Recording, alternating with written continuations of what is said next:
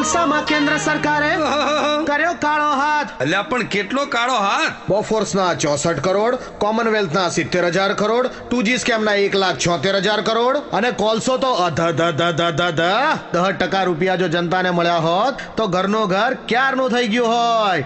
એટલે જ તો કહું છું, લે કોલસામાં કેન્દ્ર સરકારે કર્યો કાળો હાથ. આવા કાળા હાથને કોઈના દેશો સાથ. ભાઈ ભાઈ ભાઈ ભાઈ મજાની છે જિંદગી ગુજરાતની આ જિંદગી, મજાની છે જિંદગી ગુજરાતની આ જિંદગી. ભાઈ ભાઈ ભાઈ ભાઈ એક મત ગુજરાત, બને ભાજપ સરકાર.